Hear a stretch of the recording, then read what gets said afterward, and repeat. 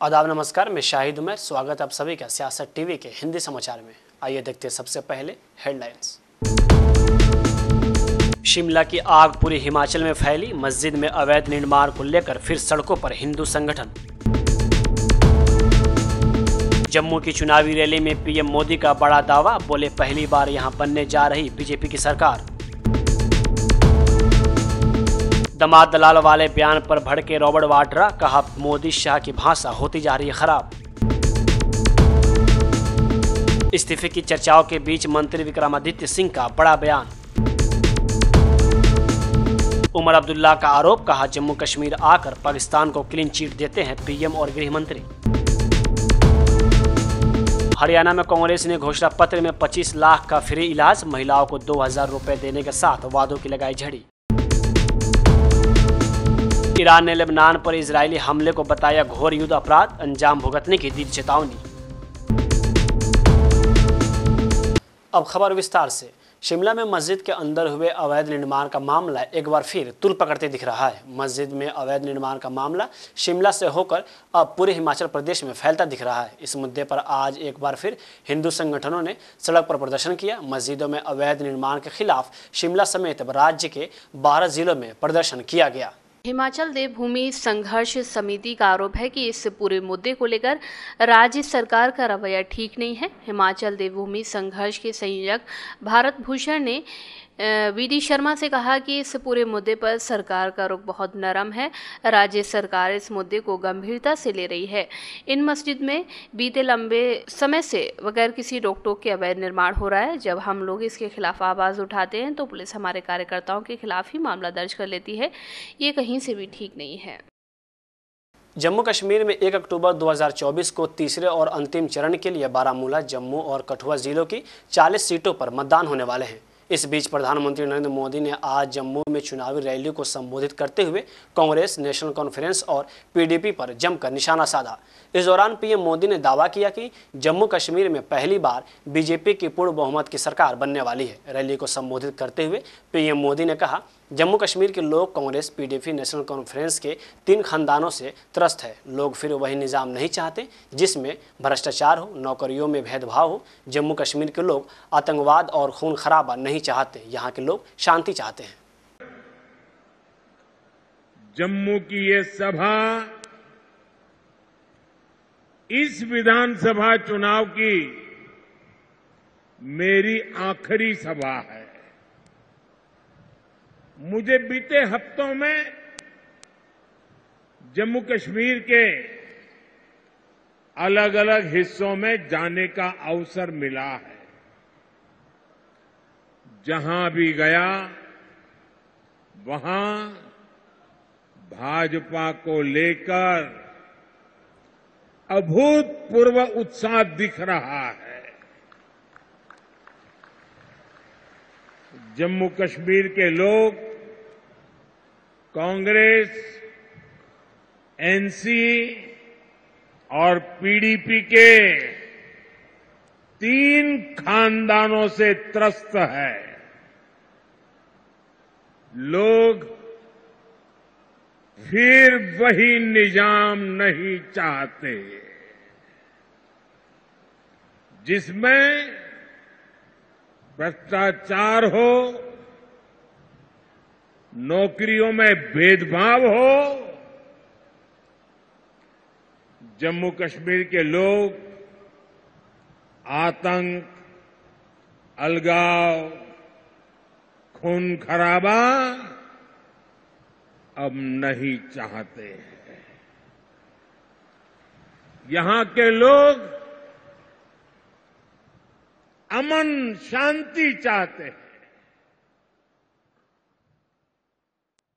हरियाणा विधानसभा चुनाव को लेकर कांग्रेस बीजेपी के बीच जुबानी जंग तेज है। केंद्रीय गृह मंत्री अमित शाह ने गुरुवार को प्रधानमंत्री नरेंद्र मोदी के शब्दों को दोहराते हुए हरियाणा की पिछले कांग्रेस सरकार पर आरोप लगाया था कि पहले लीडर्स दमाद और दलाल काम करते थे। अब इस पर कांग्रेस महासचिव प्रियंका गांधी के पति रॉबर्ट वाड्रा ने हमला बोलते हुए कहा, उन्होंने कहा कि बीजेपी के लोग अपनी नाकामी छुपाने के लिए मेरा नाम लेते हैं। मैं हमेशा सच्चाई के लिए लड़ा हूं।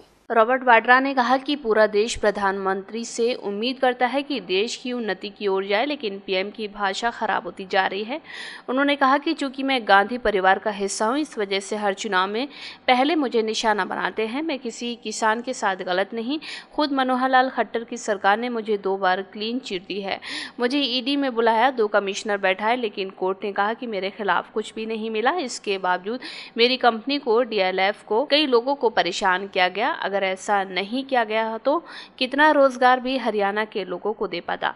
रॉबर्ट वाड्रा ने कहा कि राजनीतिक कारणों से सिर्फ मुझे ही नहीं, पंडित जवाहरलाल नेहरू, सोनिया गांधी, इंदिरा गांधी, राहुल गांधी को निशाना बनाते हैं। इस दौरान रॉबर्ट वाड्रा ने गृह मंत्री अमित शाह पर भी निशाना साधा। उन्होंने कहा कि अब तो केंद्रीय गृह मंत्री भी मेरे बारे में बोल रहे हैं, वो चाहे दलाल बोले या दामाद, मैंने कुछ गलत नहीं किया है। कुछ साल से हरियाणा में कुछ किया ही नहीं, तो मेरा नाम लेकर वोटर्स के दिमाग को डाइवर्ट करना चाहते हैं। लेकिन वोटर्स ने अब मन बना लिया है कि इस बार भाजपा को हटाना है और कांग्रेस की सरकार बनानी है। हिमाचल प्रदेश सरकार में मंत्री विक्रमादित्य सिंह के इस्तीफे की खबरों पर बड़ा बयान सामने आया है। उन्होंने कहा कि यह चंदूखाने की खबरें हैं, न तो आपको इस पर ध्यान देना चाहिए और न ही मुझे इस पर प्रतिक्रिया देने की कोई आवश्यकता है। वहीं मंत्री विक्रमादित्य सिंह ने कांग्रेस महासचिव केसी वेणुगोपाल से मुलाकात पर कहा, कल अच्छी बैठक हुई। हिमाचल प्रदेश के संदर्भ में बहुत से मुद्दों पर चर्चा हुई। इस मसले पर भी बात हुई कि मैंने विश्वास दिलाया कि पार्टी के निर्देश का पालन करना हमारी जिम्मेदारी है और हम निश्चित तौर पर पार्टी के कर्मठ सिपाही हैं। मैंने उनसे यह भी कहा कि हिमाचल प्रदेश में काफ़ी समय से यह जो विवाद चल रहा था उसे ठीक करने के लिए सरकार, मुख्यमंत्री पूरा प्रयास कर रहे हैं। कल अच्छी बैठक हुई है। मैं आदरणीय हमारे जो पार्टी के राष्ट्रीय नेता हैं वेणुगोपाल जी, उनसे मिला हूं और बहुत से मुद्दों के ऊपर चर्चा हुई है हिमाचल के संदर्भ में।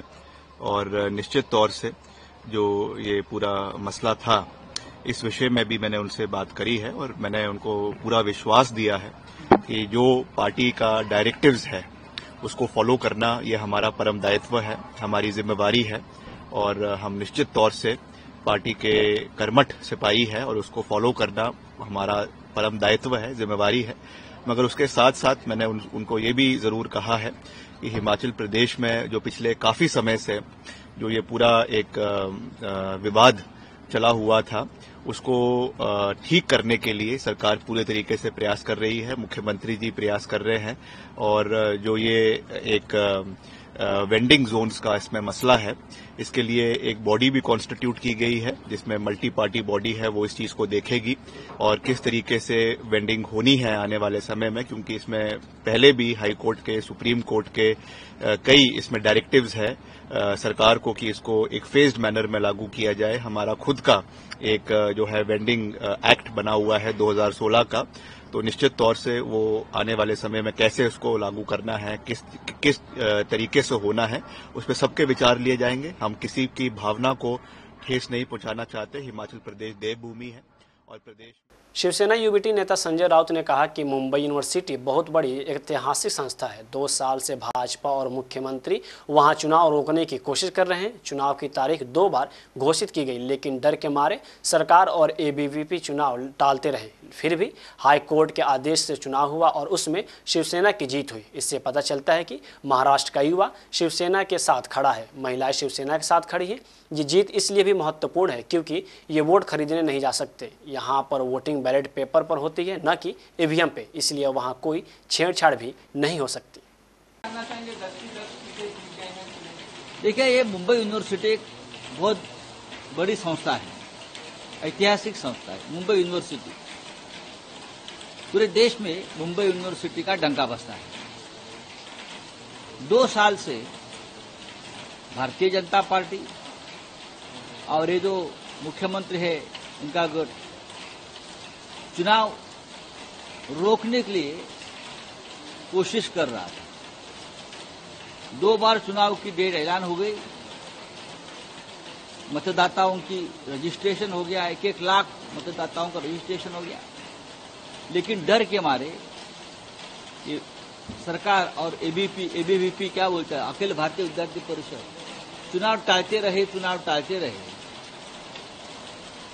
आखिर हाईकोर्ट के आदेश से चुनाव हुआ और पूरा पैनल शिवसेना का जीत गया, 10 से 10 सीट। 10 में से जो 9 हमारे उम्मीदवार जीते हैं, उसने कोटा से भी ज्यादा, जो कोटा लगता है जीतने के लिए, उससे भी ज्यादा मतदान लिया है।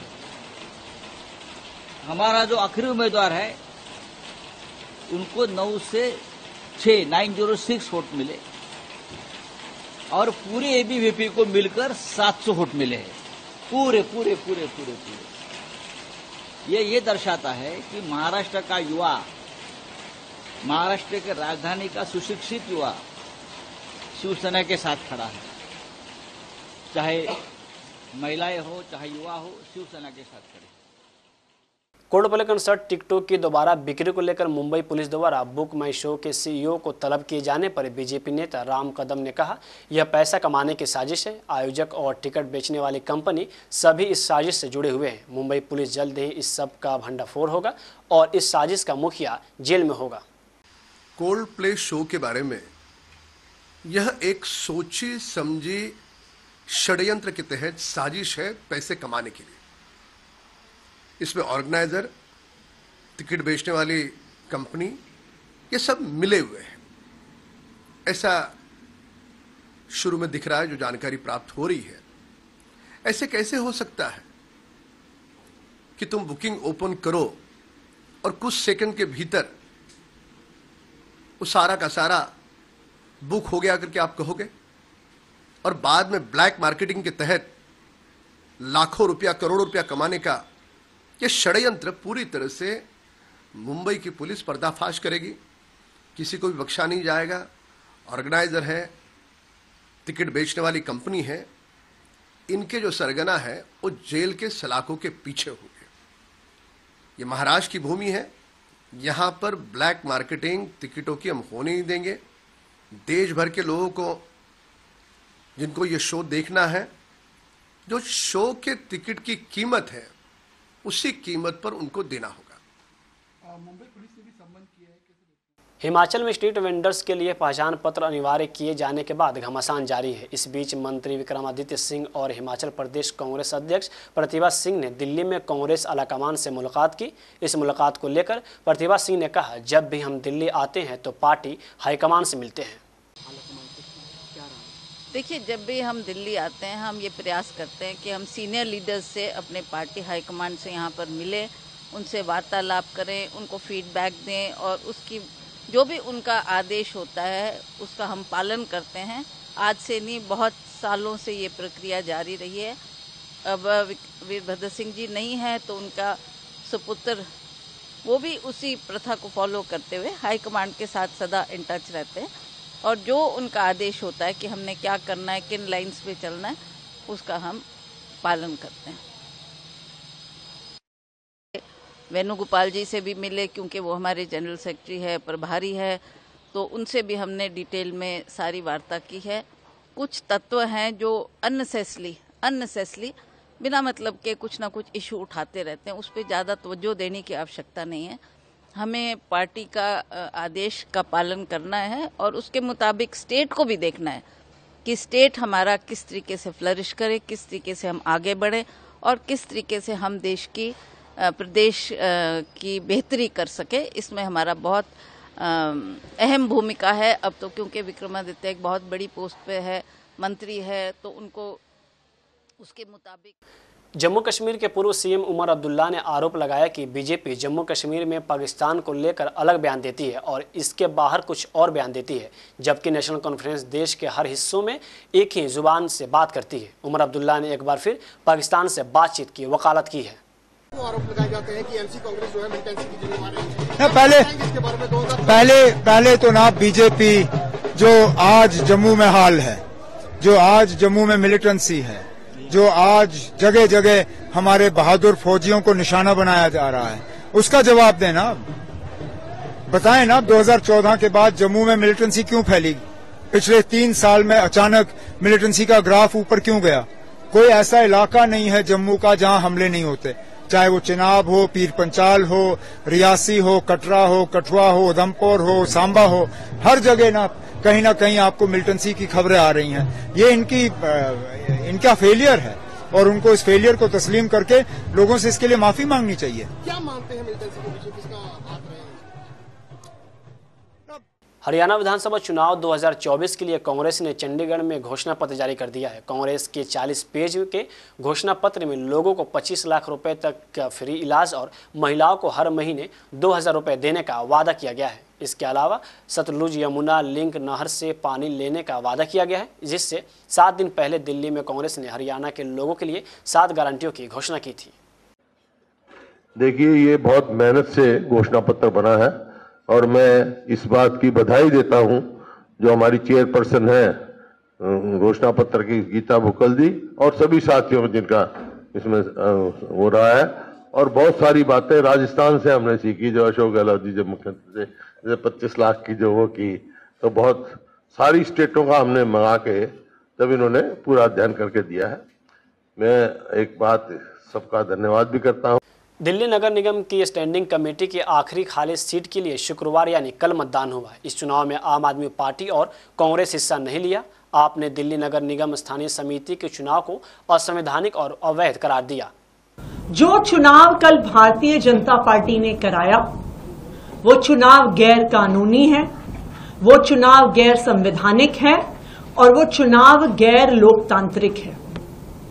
हमारा देश, भारत देश संविधान से चलता है और संविधान के अनुसार बनाए गए कानूनों से चलता है। दिल्ली के नगर निगम को चलाने के लिए भारत के पार्लियामेंट ने, संसद ने एक कानून पारित किया हुआ है जो है Delhi municipal corporation act 1957।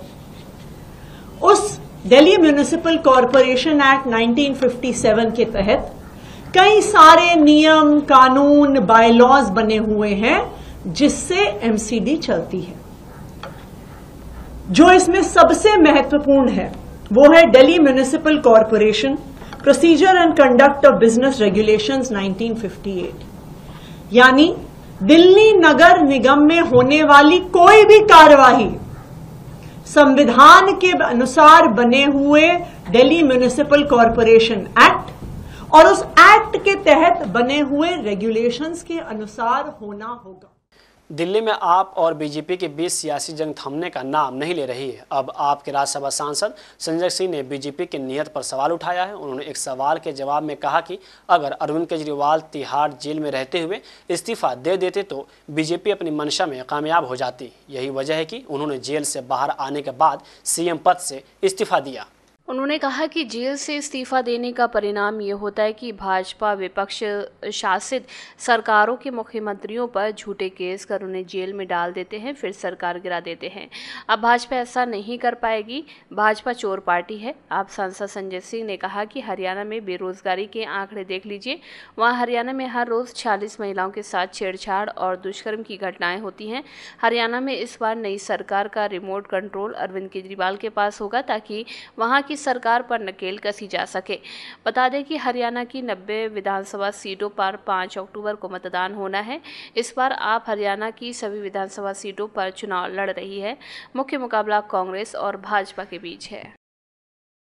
Bihar के छात्र को पश्चिम बंगाल में कथित तौर पर पीटने की घटना को लेकर केंद्रीय मंत्री गिरिराज सिंह के ट्वीट पर राजद नेता मनोज कुमार झा ने कहा, पीयूष गोयल ने जब भरे सदन में बिहार पर टिप्पणी की थी तब गिरिराज सिंह चुप रहे। हम चुप नहीं रहे थे।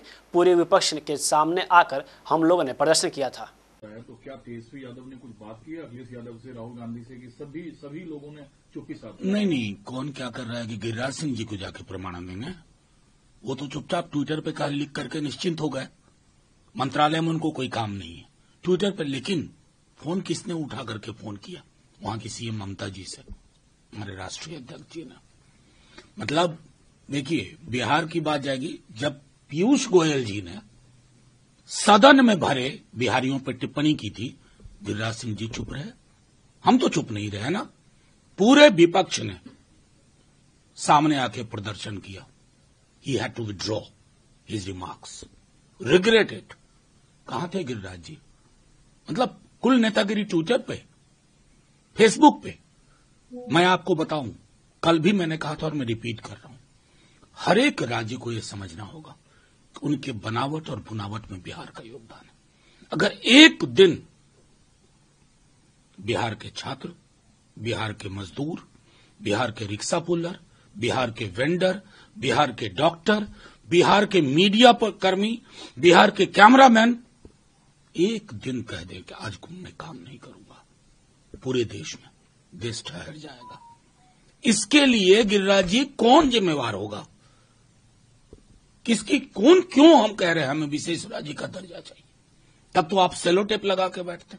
खैर, आपसे क्या ही कहें, आपका तो विभाग ही अलग है। स्मार्ट मीटर के मुद्दे पर तेजस्वी यादव नीतीश सरकार पर हमलावर हैं। इस पर सियासी बहस छिड़ गई है। वही बीजेपी ने प्रतिक्रिया देते हुए तेजस्वी यादव पर निशाना साधा। डिप्टी सीएम सम्राट चौधरी ने कहा, स्वाभाविक है, तेजस्वी यादव प्रदेश अध्यक्ष के घर में जब 17% कम बिल आ रहा है तो प्रमाण देना चाहिए, न कि कहाँ गड़बड़ी है। यह स्पष्ट तौर पर बिजली विभाग का मामला है। बिजली विभाग को मुख्यमंत्री नीतीश कुमार ने निर्देश दिया है कि कहीं भी कोई गड़बड़ हो तो तुरंत जनता को सहयोग करें। अब स्वाभाविक है, उनके प्रदेश अध्यक्ष के घर में जब 17% कम बिल आ रहा है तो प्रमाण देना चाहिए ना कि कहाँ गड़बड़ी है। यदि स्मार्ट मीटर से टेक्नोलॉजी के साथ यदि नहीं जाना है तो यह तो बताना चाहिए ना कि लगभग 50 लाख लोग बिहार में इसमें जुड़ चुके हैं। और यह स्पष्ट तौर पर सरकार का मानना है, बिजली विभाग को निर्देशित माननीय मुख्यमंत्री नीतीश कुमार जी ने किया है कि कहीं भी कोई दिक्कत हो तुरंत जनता का सहयोग करें। बीजेपी के राष्ट्रीय अध्यक्ष और केंद्रीय स्वास्थ्य मंत्री जेपी नड्डा आज बिहार के दौरे पर पहुंचे। महीने भर के अंदर जेपी नड्डा का यह दूसरा बिहार दौरा है। इस दौरे को लेकर राजनीतिक गलियारों में चर्चा का बाजार गर्म है। कयास लगाए जा रहे हैं कि इस दौरान वह पार्टी के भीतर मची कलह को शांत करने का काम करेंगे। हालांकि बिहार के उप मुख्यमंत्री विजय कुमार सिन्हा ने कहा, भाजपा के राष्ट्रीय अध्यक्ष का बिहार आना यहाँ के कार्यकर्ताओं के लिए बहुत ही उत्साहपूर्वक है। जनता पार्टी के राष्ट्रीय अध्यक्ष का बिहार आना बिहार के कार्यकर्ताओं के लिए बड़ा ही उत्साहवर्धक और संगठन की मजबूती के लिए, जो संगठन महापर्व चल रहा है, संगठन महापर्व में जिन कार्यकर्ताओं ने बड़े ही लगन और उत्साह से अपने कार्य को निष्पादित किया है, उसको भी उनका स्नेह और मार्गदर्शन मिलेगा। बाढ़ को लेकर के जो हाई अलर्ट हुआ है सर, उस पर किस तरह से सरकार की? निश्चित तौर पर प्रकृति की नाराजगी बिहार के अंदर इस बार कुछ ज्यादा ही दिखाई पड़ रहा है और सरकार भी सजग है पूरी तरह से निपटने के लिए। हम लोग भी आरा में, लखीसराय में कई जगह दौरा भी किए हैं और ये बाढ़ का जो जलस्तर इजराइल लगातार लेबनान में एयर स्ट्राइक कर रहा है। उसका दावा है कि हम हिजबुल्लाह के ठिकानों को निशाना बना रहे हैं। लेकिन ईरानी राष्ट्रपति मसूद पेजेश्कियान ने लेबनान की राजधानी के घनी आबादी वाले दक्षिणी शहर पर इजराइल के हवाई हमलों की निंदा करते हुए इसे घोर युद्ध अपराध करार दिया। बताया जा रहा है कि इजराइल द्वारा लेबनान पर किए जा रहे हमलों में अब तक 650 से ज़्यादा लोगों की मौत हुई है। वहीं 2000 से अधिक लोग घायल बताए जा रहे हैं।